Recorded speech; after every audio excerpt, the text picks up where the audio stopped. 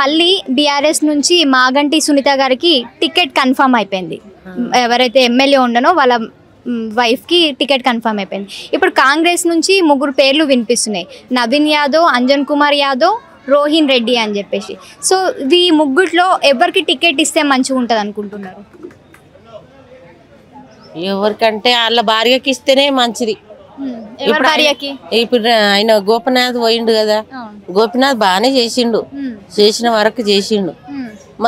ఇప్పుడు ఆయన భార్యకి ఇస్తేనే మంచిది. అంటే ఆమె కన్ఫర్మ్ అయిపోయింది, మీరు ఆమె వైపు నించుంటారా? అరే మళ్ళీ ఎందుకంటే ఆల్రెడీ మేము వాళ్ళ పాలన చూసినాం, మాకు నచ్చలేదు, కొత్త వాళ్ళకి ఇస్తే జర ఛాన్స్ మంచిగా ఉంటుందేమో, ఏమైనా ఇస్తారేమో, ఇందిరమ్మ ఇల్లులు ఇస్తారేమో, సిలిండర్లు ఇస్తారా, అట్లా ఏమైనా ఆలోచన ఉందా?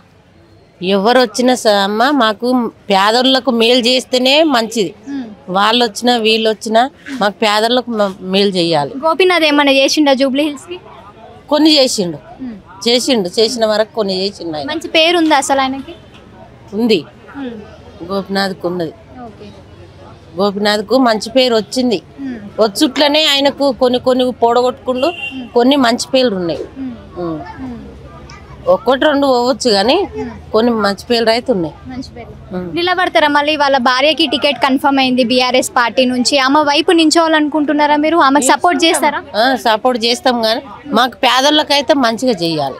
గతంలో మీకు డ్రైనేజ్ ప్రాబ్లం కానీ, రోడ్ల ప్రాబ్లం కానీ, వాటర్ ప్రాబ్లం ఎప్పుడైనా ఉండేనా? తెలంగాణ రాకముందు, ఎమ్మెల్యేగా గెలవక ముందు గోపీనాథ్ అప్పుడు ఎట్లా?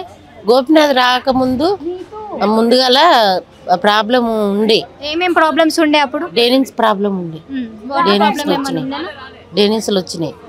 ఇక ఇప్పుడైతే రోడ్లు ఎట్లుండే గోపీనాథ్ లేకముందు? రోడ్లు జర ఖరాబ్ ఉండే కానీ మళ్ళీ వేసారు. గోపీనాథ్ వేయించినా లేకపోతే ఎవరన్నా వేరే వాళ్ళు? ఎవరు వేయించారు అనేది తెలియదు, ఈయన వచ్చినాక పడ్డాయి. శాంసన్ అని మాకు తెలియదు కదమ్మా.